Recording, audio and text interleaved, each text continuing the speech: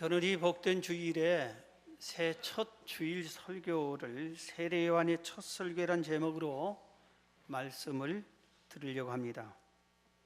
첫 설교, 세례 요한이 많은 설교를 했는데 첫 설교가 그 주제가 뭐고 내용이 뭐고 왜 이 첫 설교를 이 주제로 했는가, 이게 상당히 관심이 갑니다.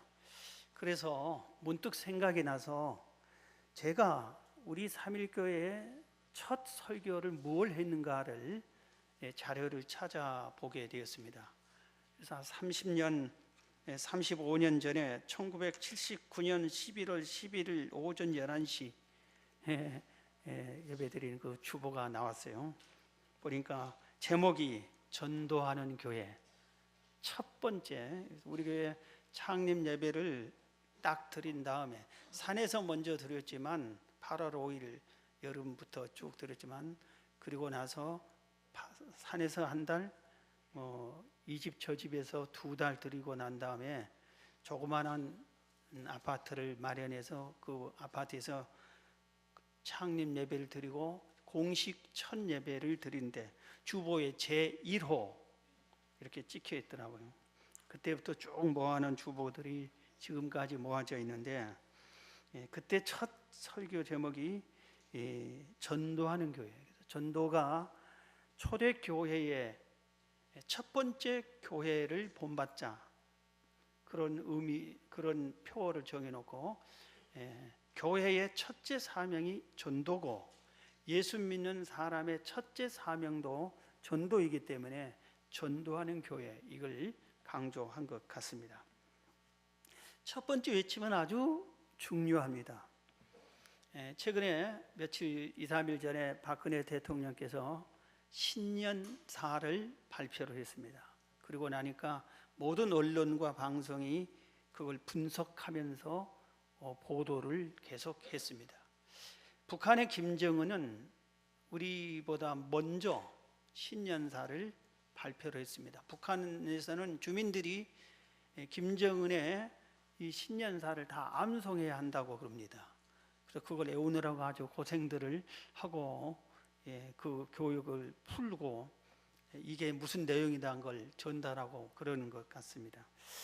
전 세계 대통령과 그 국가를 통치하는 총리, 이런 사람들이 신년사를 다 발표를 합니다.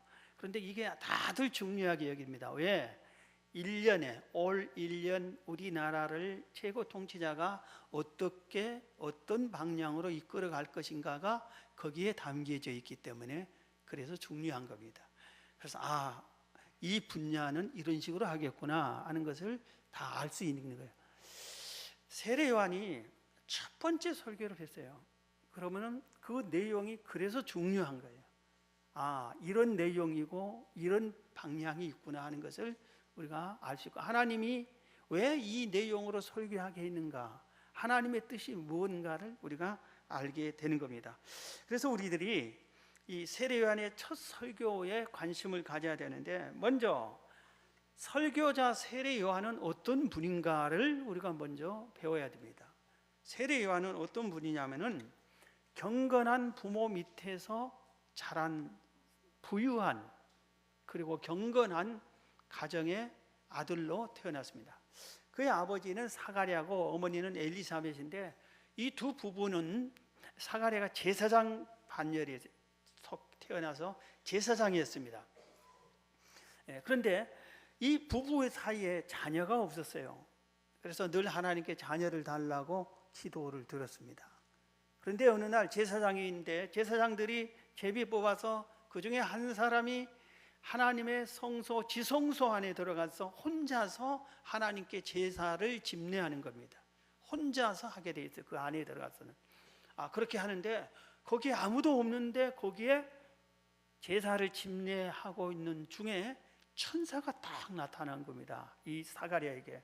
그래서 깜짝 놀라서 천사가 나타나니까 무서워 떨고 있을 때에 누가복음 1장에 13절에 12절에 사가랴가 보고 놀라며 무서워하니 천사가 그에게 이르되 사가랴여 무서워하지 말라. 너의 간구함이 들린지라 내 아내 엘리사벳이 내게 아들을 낳아주리니 그 이름을 요한이라 하라. 너도 기뻐하고 즐거워할 것이요 많은 사람도 그의 태어남을 기뻐하리니 이는 그가 주 앞에 큰 자가 되며 포도주나 독한 술을 마시지 아니하며 모태로부터 성령의 충만함을 받아 이스라엘 자손을 주 곧 그들의 하나님께로 많이 돌아오게 하겠습니다. 이렇게 천사가 말해준 겁니다. 그러니까 천사가 이름까지 지어 수태고지라고 이 말을 용어로 그렇게 쓰는데, 태어날 것을 미리 천사가 하나님의 뜻을 알려주고, 그리고 그가 해야 할 일이 무엇이고 이 세상에서는 나시린으로 살아야 된다, 이런 식으로 얘기를 한 겁니다. 그래서 10달 후에는 실제로 태어나고 이름을 요한이라고, 자기 학렬에 따라서 이름을 지으니까 아니다, 요한이라고 딱 합니다. 그래서 하나님이 지어준 이름, 그대로 요한이라는 이름을 가지고 삽니다. 그런데 이 세례 요한이, 그러니까 이름이 요한인데 예수님을 세례를 베풀었다고 해서 세례 요한 하는데 이름은 요한인데, 이 세례 요한이 이 거룩한 경건한 집안, 부유한 집안, 이런 집안에 태어났는데 모든 기득권을 다 내려놓고 광야로 가서 삽니다. 세례 요한은 제사장이라고 그랬죠. 제사장은 오늘날의 목사님들과는 질적으로 차원이 다릅니다. 오늘날 목사님들의 거의 많은 대부분의 목사님들이 생활하기 어려울 정도로 어려운 목회를 하는 분들이 많습니다. 어디 지역이나 70% 정도가 미자립이다 할 정도로 자립이 못하고 자녀를 학교를 못 보낼 정도로 그렇게 어려운 생활하는 분들이 많이 있어요. 그런데 이 시대, 구약 시대의 제사장은 그렇지 않습니다. 최고 상위권의 삶을 삽니다. 그 제사장이 권력, 권세도 높고 모든 유대인이 가장 부러워한 자리 중에 하나가 제사장입니다. 그리고 생활이, 그 온 유대인들이 다 하나님께 제물을 바치는데 그 중에 11조를 가지고 생활하는 삶에 아주 부유하게 살고, 그리고 그가 입는 가운, 이 제사장이 입는 이 가운은 수억 대의 옷을 입고, 제사장의 집례할 때 입는 옷이 그런 옷을 입고 있습니다. 그렇기 때문에 물질적으로도 사람들이 존경도 명예도 모든 면의 최상위권에 모두들 부러워하고 저 되고 싶어요. 그런데 이것을 세례 요한은 그 아론의 후손으로서 대대로 그 집안의 아들만 태어나면 다 제사장이 되는데, 자동 승계되는 제사장인데도 불구하고 이 기득권을 버립니다. 그리고 광야로 갑니다. 광야에서 오늘 말씀한 그대로 그는 어떻게 생활하냐면, 독한 술을 먹지 않고 포도주를 먹지 않고 성령 충만하고 이렇게 나시린의 삶을 삽니다. 나시린은 하나님께 바쳐졌다고 하는 성결한 거룩한 삶을 살아야 되는, 하나님께 바쳐졌다는 의미의 사람일 거예요. 그래서 오늘날 사람들이 이 스님이나 신부들은 옷이 다르잖아요. 수녀들 옷은 그래서 딱 입으면 이렇게 하잖아요. 그런데 이분들이 24시간 그런 옷을 입은 게 아니라 스님들 중에서도 딱 필요할 때는 이렇게 옷을 입지만, 그렇지 않을 때는 딱 갈아입고 가발 딱 쓰고 신사복 딱 입고 다닙니다. 그렇게 다니면서 또 할 짓 다 하고, 신부들도 그 로망 칼라 딱 버려버리고 티셔츠 입고 딱 갈아입고 그렇게 또 이렇게 편하게 이렇게 생활들을 다들 그렇게 하려고 하고 그럽니다. 그런데 이 옷을 딱 그렇게 나시린으로 딱 하고 머리에 삭도리에서 머리를 길게 메고 길고 그렇게 딱 생활한다는 것이 얼마나 힘들겠어요. 그런데 그 길을 선택하는 겁니다. 그리고 자기 집에서 살 때는 푹신푹신한 양털 이불을 입고 산의 진미를 먹으면서 살 수 있는데, 그는 그걸 다 버립니다. 광야로 가서 아마 굴 속에서 샀을 거예요. 그리고 옷은 1년 12달 봄, 여름, 가을, 겨울 딱 한 벌 낙태 털옷을 입고 그걸로 견디고, 그리고 음식은 광야에서 있는 메뚜기와 석청을 먹으면서 겨우 목숨을 연명할 정도로의 그 양식이, 광야에서 뭐가 맛있는 게 얼마나 있고 뭐가 풍성하게 나겠어요. 광야에 돌과 풀도 거의 없는 중동 지역의 광야는 아주 삭막하고 메마른 지역인데, 거기서 그런 것을 먹으면서, 찾아서 먹으면서 생명을 유지하면서 하나님과 기도하면서 살다가 하나님께서 나가 외치라 하니까 나가서 설교를 하기 시작하는데, 오늘 첫 설교를 그렇게 한다 이것입니다. 오늘 우리들이 세례 요한의 좋은 점을 우리도 본받을 줄 알아야 됩니다. 오늘 새해 첫 주인 우리들이 어떻게 하면, 우리 모든 사람들은 어떻게 하면 더 잘 먹을까, 잘 입을까, 더 좋은 집을 가질까, 더 좋은 명예를 차지할까, 권력을 차지할까, 이게 모든 세상 사람들의 바라는 것인데, 우리가 새해는 그런 것보다도 하나님을 기쁘게 하고 영화롭게 하고 하나님의 뜻을 찾아 순종하는 세례 요한의 정신도 우리가 이어받아야 되지 않겠느냐 이겁니다. 그래서 나의 기득권도 내려놓을 줄 알고 욕심과 이기심을 버릴 줄 알아야 되지 않겠느냐 이겁니다. 우리나라에 알렌 선교사라, 의료 선교사가 들어온 지 올해가 꼭 130년째입니다. 그런데 최초의 의료 선교사가 아니라 복음을 들고 온 선교사는 언더우드 아펜셀러인데 129년째입니다. 우리 장로교의 최초 선교사가 언더우드 선교사님인데, 그분이 부활절 날 인천 제물포항에 부활절 아침에 첫 발을 내디디었어요.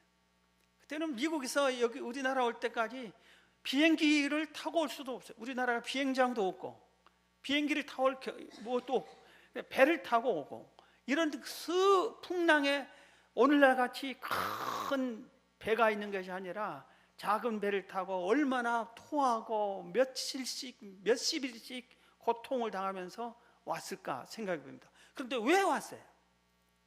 20대 나이에 이 언더우드 선교사님이 왜 왔어요? 그 집이 먹고 살기 싫어서 한국에 가면 먹고 살 것이 많이 있어서 온 거예요? 그렇지 않습니다. 우리나라는 그때 전부 다 상투 쓰고 갓하고 한복 입고 생활이 아주 어려웠어요. 그리고 하늘천 따지 서당에 다녀서 그거나 배우고 양반 쌍놈의 그 계급을 가지고 아주 쌍놈을 노예 취급하고 사람 취급도 않고, 여인들은 같은 밥상에서 밥도 못 먹게 하고 바닥에서 먹게 하고 부엌에서 먹게 하고, 이런 식으로 천대가 많고 학대가 많고 어린아이들은 무시당하고, 이런 미개한 지역과 같은 그런 우리나라의 삶이 있어요. 미국은 선진국이에요. 먹고 마시고 이렇게 문화가 최고로 발달한 그 시대에 있어요. 그런데 거기서 왜 이곳에 고생하러 오느냐 이겁니다. 복음을 위해서 자기의 모든 것을 내려놓고 우리나라에 온 겁니다. 우리나라에 와서 먼저 한 것이 뭐겠어요? 당연히 우리나라 말을 배워야 되겠지요. 그래서 열심히 말을 배워서 어느 정도 말을 터득하니까 이제는 선교하러 다닌 겁니다. 교통편이 아무것도 없으니까 아마 나귀를 차든지 소가 끄는 수레를 얻어 타든지 대부분 걸어서 수십 리길을 걸어 다니면서 이곳저곳 다니면서 예수 믿고 천국 가라고 복음을 전하는 거예요. 그런데 어느 날 주막에 가서 딱 식사를 하고 있는데 갑자기 외국인이 나타났어요. 한 번도 본 적이 없는 외국인이에요. 그 시대 외국인이 그 앞에 알렌 선교사 올 때 공사가, 그 당시에 우리나라는 한미 수교가 막 이루어져 가지고 공사가 와서 거기에 의료 선교사로 이렇게 왔고, 갑신 정변이 실패로 해서 김옥균에 의해서 3일 천하로 끝나고 나라가 통전드나처럼 아주 어려운 그런 때예요. 그런 때에 와서 서양 사람은 우리나라 사람들이 본 적도 없는데 갑자기 새하얀 사람이, 코가 우뚝 솟은 사람이, 눈이 파란 사람이 오니까 저게 귀신이야 사람이야 그렇게 하는 거예요. 여러분 지금도 서양 사람 눈을 한번 봐보세요. 그러면 눈이 파랗습니다. 순수 백인은 눈이 파라요. 그래서 어떻게 보면은 이상해요. 눈이 이렇게 아주 예쁘기도 하지만 이상해요. 아주 운치를 놀랄 정도로.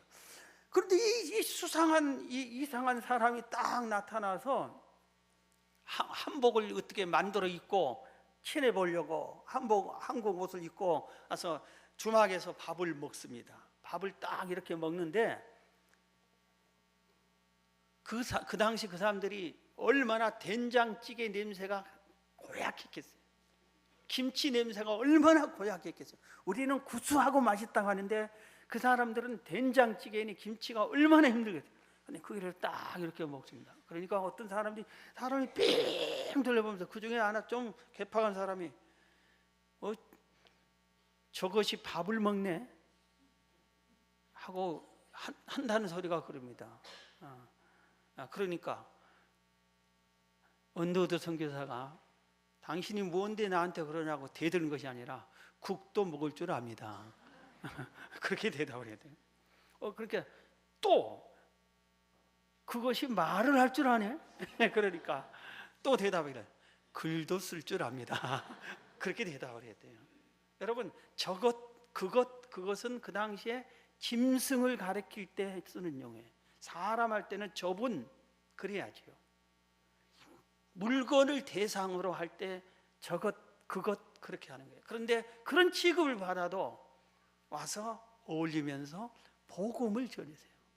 기득권을 다 내려놓고. 오늘 이 새해 여러분 무언가 한두 가지씩은 내려놓는 연습을 좀 하시고, 천국 갈 때 다 내려놓고 가는데 미리 다 여러분들이 가지고 있는 것들 중에서 내려놓는 연습을 해서 세례 요한을 그리고 우리 선교사님들을 닮아가는 여러분이 되기를 주의 이름으로 축원합니다. 자, 그러면은 이런 세례 요한이 모든 기득권을 다 버리고 하나님의 뜻을 따라서 광야에서 살았던 이 세례 요한이 첫 설교를 하는데 딱 제목이 두 마디로 있습니다. 회개하라, 천국이 가까웠다. 회개하라, 천국이 가까웠다 이겁니다. 먼저 천국에 대해서 말씀을 드리겠습니다. 세례 요한이 천국을 왜 수많은 주제 중에 많은 설교할 제목들이 많을 텐데 회개하라 천국이 가까웠을까를 우리가 한번 생각해 봅니다. 왜 그랬을까요? 천국이 가장 소중하니까 그러죠. 천국이 가장 소중한 거예요. 이 성경의 주제가 천국이에요. 주인공은 예수님이지만 주제는 천국을 소개하는 거예요. 하나님을 소개하고 천국을 소개하는 거예요. 이 성경이. 우리가 사람이 죽으면은 육은 흙이 되든지 재가 되든지 하지만 우리 육 속에 있던 영혼은 내세로 가서 하나님 앞에 심판을 받아서 지옥 아니면 천국으로 가게 되는 건데 바로 천국으로 가야 된다고. 그래서 천국을 소개한 겁니다. 천국에 가라. 천국이 있다. 천국을 믿어라. 너희들이 이 땅에서 영원히 사는 것이 아니라 나중에 이사간다. 천국 가야 된다. 그렇게 외친 겁니다. 천국이 너무 소중한 겁니다. 그런데 우리들은 천국이 별로 소중하지 않아 보입니다. 우리는 천국은 여러분 천국 언제 생각해 보셨어요? 천국 언제 가기를 고대했습니까? 천국 빨리 가고 싶다는 생각을 해본 적이 있습니까? 우리는 천국에 관심이 없어요. 별로다. 어떻게 하면 이 세상만 생각하면 이 세상에서 어떻게 잘 살까? 어떻게 이 세상의 삶에 대한 근심, 걱정, 염려와 여러 가지 기도 제목도 다 이 세상의 것이지 천국에 대한 기도 제목도 없어요. 그런데 하나님은 그게 아닙니다. 하나님은 천국이 가장 소중. 이 세상은 점 하나와 같은 거예요. 짧은 시간이에요. 천국은 영원한 세상. 그래서 이 영원한 세상으로 오라고, 천국으로 오라고, 지옥에서 영원히 살지 말고 천국으로 와야 된다고. 그래서 첫 번째 설교를 가장 소중한 천국이 있다, 천국을 가라, 천국을 가게끔 외친 겁니다. 우리 교회가 강북구 본동에 있을 때 한 30년 전일 거예요. 그때 기도원을 제가 자주 다녔는데, 그 당시에 유명한 하늘산 기도원이라는 기도원이 있었어요. 거기 가서 일주일간 하나님께 기도했어요. 하나님, 우리 교회 좀 축복해 주세요. 우리 교회 좀 살려주세요. 우리 교회 성도들 좀 보내주세요. 우리 교회 성도, 아무 교회 성도를 축복해 주세요. 그런 기도를 일주일 내내 하는데, 하나님이 그래, 우리 삼일교회를 축복해 주마, 삼일교회 성도를 축복해 주마, 그런 응답은 하나도 않고 이렇게 응답해 주세요. 너는 어디 가든지 천국과 말세에 대해서, 말세는 예수님의 재림이 포함된 말세, 천국과 재림, 천국과 말세에 대해서 외치라고. 하나님은 천국에 대해서 많이 외치기를 바란 것을 그때 깨달았어요. 그래서 천국에 대한 것만 해서 천국론 해서 그 당시에 30년 전에 아마 해서 부흥회를, 우리 교회 자체 부흥회를 하고 말세론 해가지고 가르치고 부흥회를 하고 그런 적이 있습니다. 하나님은 천국이 소중하고 얘기하는데, 하나님을 믿는 우리들은 천국보다 이 세상이 소중하다. 여러분, 새해는 제발 천국에 관심 가지세요. 예수님의 설교는 세례 요한보다 훨씬 더 많은 분량의 엄청난 내용의 설교 내용이 이 성경에 있습니다. 마태, 마가, 누가, 요한복음에. 그런데 예수님의 첫 번째 설교 제목도 세례 요한 첫 번째 설교 제목과 똑같습니다. 회개하라, 천국이 가까웠느니라. 예수님도 그랬어요. 예수님도 첫 번째 천국 얘기를 했어요. 천국. 예수님께서 마태복음 13장에 비유로 천국을 여러 가지 얘기를 했는데, 그 중에 두 가지 말씀드리면 18절 19절에 그런즉 씨 뿌리는 비유를 들으라. 씨 뿌리는 비유. 아무나 천국 말씀을 듣고 깨닫지 못할 때는 악한 자가 와서 그 마음에 뿌려지는 것을 빼앗나니 이는 곧 길가에 뿌린 자다 그랬습니다. 씨 뿌리는 비유를 길가밭, 돌짝밭, 가시밭, 좋은 밭, 이 네 가지를 비유로 했고 씨를 거기다 뿌린다고 했어요. 그래서 이 밭들은 전부 다 사람의 마음이고 씨는 하나님의 말씀이라고 그랬어요. 천국 복음이라고 했습니다. 그런데 길가밭을 지금 설명한 거예요. 천국 복음을 외칠 때 마음이 길가같이 단단한 사람, 강팍한 사람, 믿지 않는 사람, 이런 사람은 이 하나님의 말씀을 읽을 때나 설교를 들 때나 마음으로 들어오지 않는다입니다. 마음이 강팍해서 받아들이지 않는 거예요. 너 해라, 나는 안 듣겠다. 너나 믿어라, 나는 안 믿겠다. 못 믿겠다. 이런 식으로 딱 마음을 닫아버린다 이겁니다. 그럴 때 이 천국 말씀을 악한 자가 와서 그 말씀을 가져가 버린다. 못 듣게 하고 잊어버리게 하고 기억나지도 않게 해버린다. 악한 자는 사단이 역사한 거라 이겁니다. 그러면서 또 같은 13장 44절에는 천국은 마치 밭에 감춘 보화와 같으니 사람이 이를 발견한 후 숨겨두고 기뻐하며 돌아가서 자기의 소유를 다 팔아 그 밭을 사느니라. 이것을 천국은 이와 같다고 그랬어요. 이게 뭐냐면은 황무지 같은 땅이 하나 있어요. 아무도 이 밭을 사지를 않아. 농사를 지어도 잘 되지도 않아. 버려진 땅과 같아. 그런데 어느 날 한 사람이 그 밭에 나물 캐러 가든 뭐하러 갔다 보니까 그 속에 보물이 가득 그 땅 속에 있는 거예요. 그래서 얼른 그걸 흙으로 싹 덮어놓고 아무도 모르게 덮어놓고 와서 그 땅 주인에게 그 땅 팔아라, 팔아라, 돈 더 줄게, 팔아라. 그래서 자기 집을 팔고 논을 팔고 다른 걸 팔아서 그 땅을 비싸게 샀어요. 그걸 산 겁니다. 그러니까 모든 사람이, 그 땅을 판 사람까지도 미친년, 바보, 그 땅을 뭐하러 사? 어리석군, 큰일 났네, 이런 겁니다. 그런데 산 사람은 어때요? 사고 나서 자기 앞으로 등기 딱 끝내고 나서는 춤을 추며 난리를. 왜? 그 속에 보물이 있으니까, 보물이 있는 것을 아니까. 그러고 나서 그 보물을 자기가 차지한 겁니다. 천국은 바로 이와 같다. 그래, 천국을. 그래서 천국을, 하나님을 만난 사람, 천국이 믿어진 사람은 보물을 찾은 것과 같기 때문에 아주 미친 사람처럼 하나님을 믿고 섬기고 찬양하는 거예요. 그런데 천국을 모르는 사람은 예수를 믿는 사람들 향해서 좀 미친 것들이라고 그래요. 이렇게 연초 좋은 날, 쉬는 날,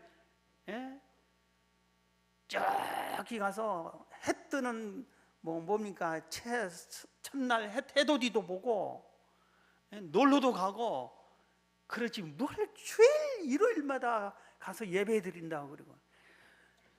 그리고 새벽마다 무슨 너무 깨어서 기도한다고 난리를 치는 것, 저 미친 것들, 바보들, 그런 거예요. 죽어라 이래가지고 뭘 돈 벌어가지고 교회에다 바치냐고. 그 돈이 다 뭐예요? 목사가 다 먹지, 이러면서 그러는 겁니다. 천국을 모르니까, 하나님을 모르니까 그런 거예요. 그들 눈에는 그게 미친 것으로 보이는 겁니다. 여러분, 우리의 믿음의 목적이 뭐예요? 천국 가기 위해서 믿습니다. 그래서 여러분은 새해 천국을 더 가까이 하고 천국을 안에 품고 여러분의 마음이 천국의 지점이 돼야 돼요. 그래서 나중에 본점 갈 수 있게 완전히 천국을 이루며 살아가기를 주의 이름으로 축원합니다. 자, 그러면은 한 가지, 세례 요한이 두 가지 주제로 말했는데, 회개하라, 천국이 가까웠는데 천국을 설명했는데 회개하라가 남아 있습니다. 사실은 이 회개하라를 먼저 설명해야 하는데 뒤로 한 이유가 있어요.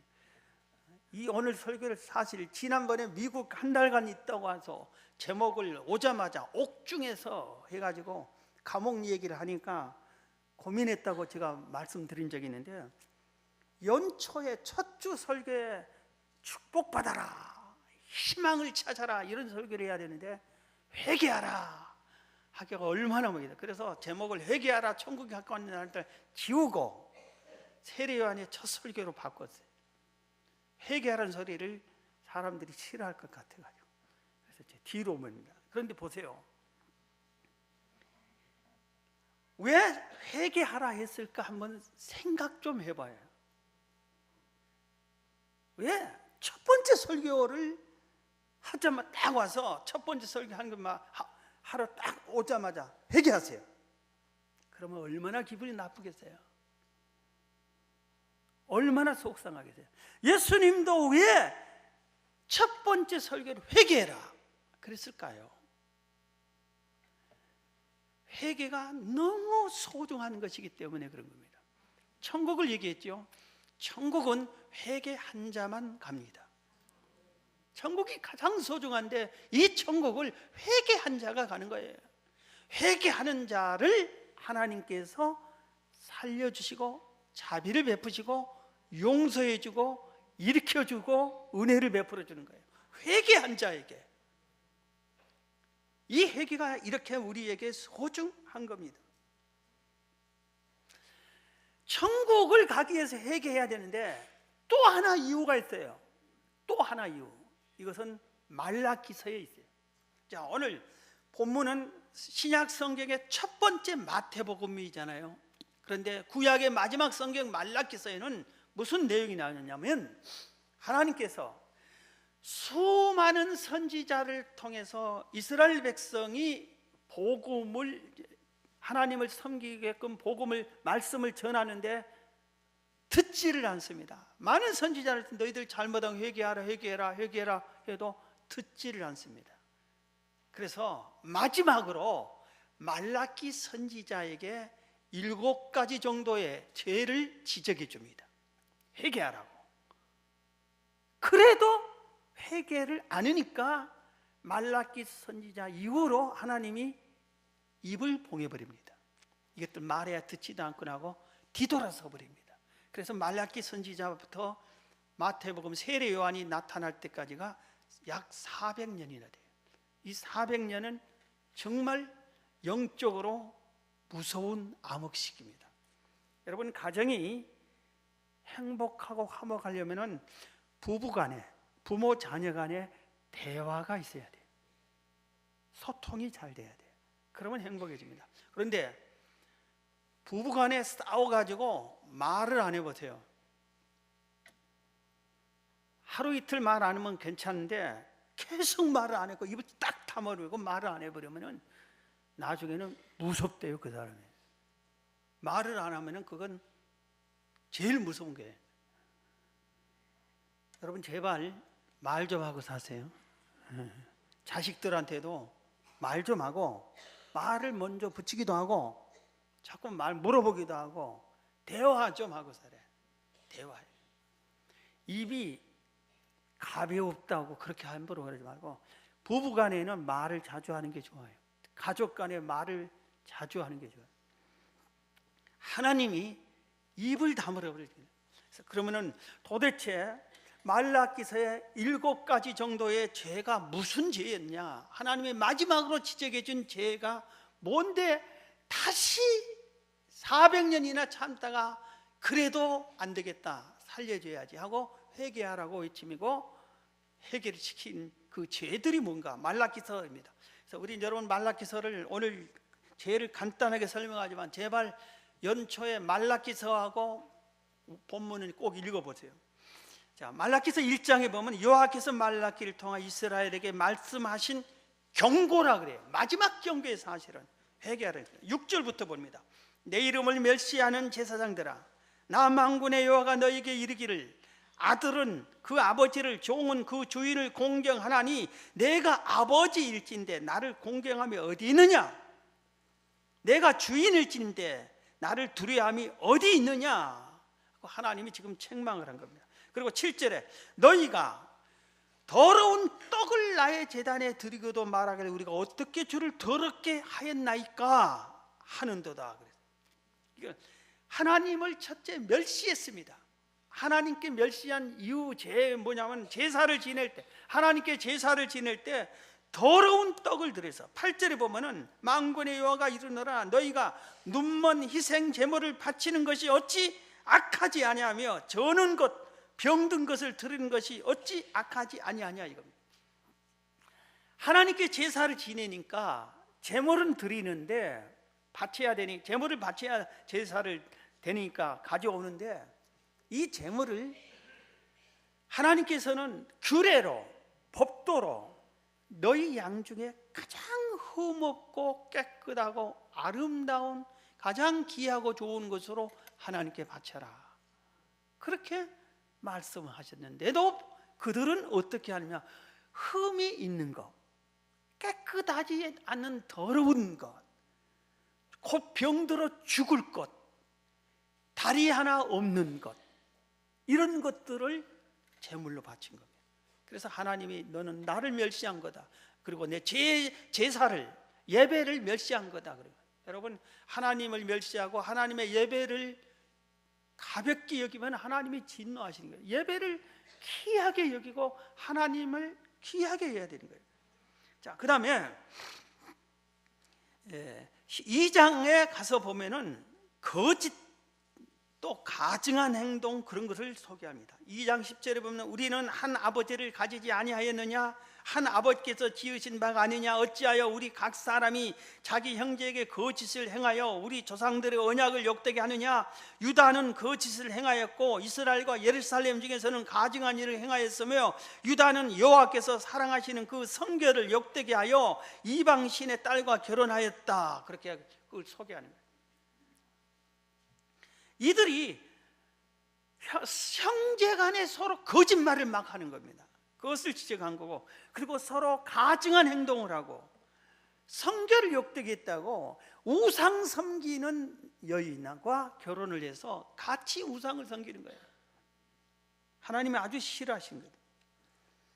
그래서 지금 하나님께서 그 3가지 또 죄를 지적하고 책망하고 그런 겁니다.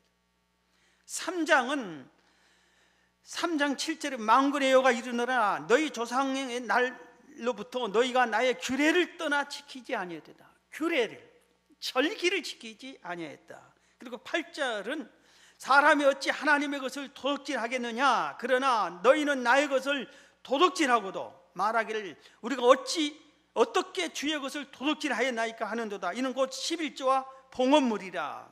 너희 곧 온 나라가 나의 것을 도둑질하였으므로 너희가 저주를 받았느니라. 하나님의 것을 도둑질해 11조를 도둑질하고 하나님께 드려야 할 헌물을 안 드리고 자기가 착취했다 이겁니다.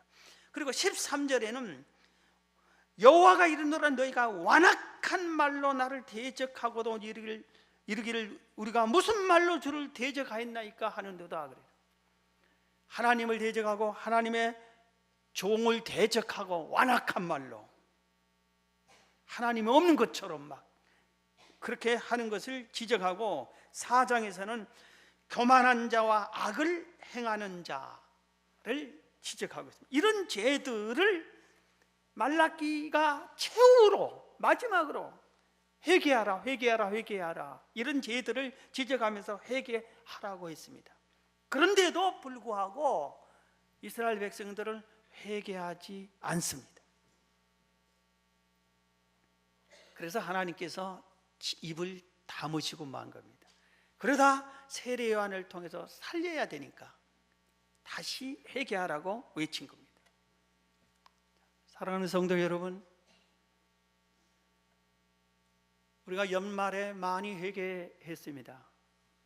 그런데 이 연초에 다시 숨어있는 죄들이 있나 여러분 자신을 찾아 회개하세요. 방금 말한 7가지 정도의 죄들을 나는 짓지 않았나, 이런 죄를 지금 하나님이 직접 이렇게 회개하라고 외치는데 회개할 것이 없나 생각해 보시기를 바랍니다. 자신을 살펴서 이 해는 성결한 해로 만들어야 됩니다. 한 여인이 회개하는 모습을 소개하고 말씀을 정리하려고 합니다. 타이스라고 하는 여인이에요. 4세기 말에 살았던 분입니다. 4세기 말 알렉산드리아에서 살았어요. 이 알렉산드리아라는 그 지역에서 타이스라고 하는 여인이 있었는데 너무너무 아름다운 여인이에요. 그런데 이 여인의 직업이 창녀예요. 그래서 그 지역에 알렉산드리아에 있는 모든 남성들이 이 타이스와 하룻밤 자기에서 자기의 재산을 다 팔아서 하룻밤 자는 대가로 그걸 가져옵니다. 그런데 어떤 날은 2명, 3명이 서로 타이스를 찾아야겠다고 돈보따리를 쥐고 왔다가 서로 싸워서 피 터지게 싸워서 타이스의 문지방에는 피가 마를 날이 없다 할 정도로 이렇게 남성들이 매일 밤 타이스를 찾아서 그렇게 아름다운 남자들이 재산을 팔 정도로 영혼을 팔 정도로 아름답게 생겼어요.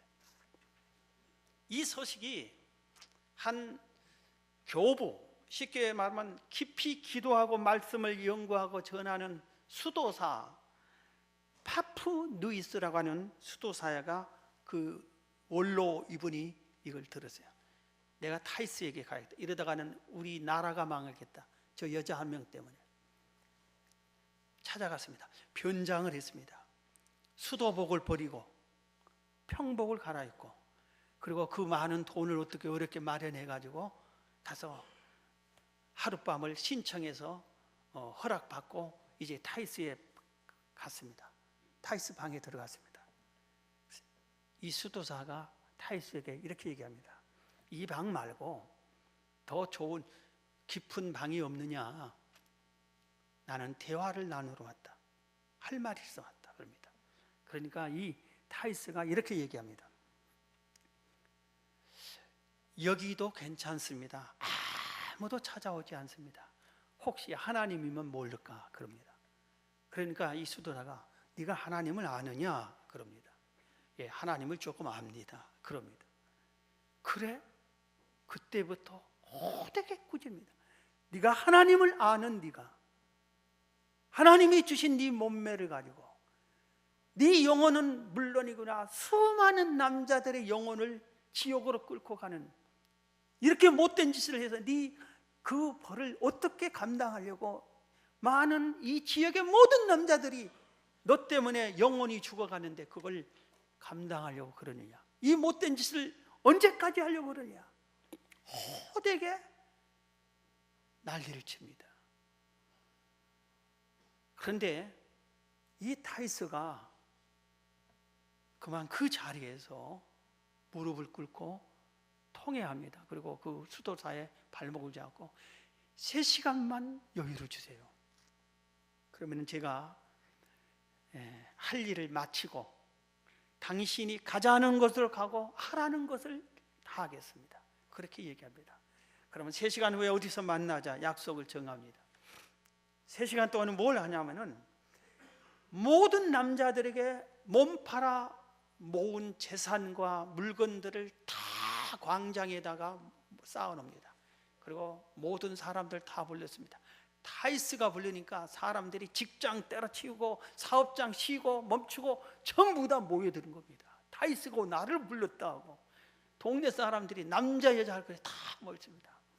거기 보니까 막 돈으로 재물로 은금 보화로 가득 차는데 거기다 불을 질러버립니다.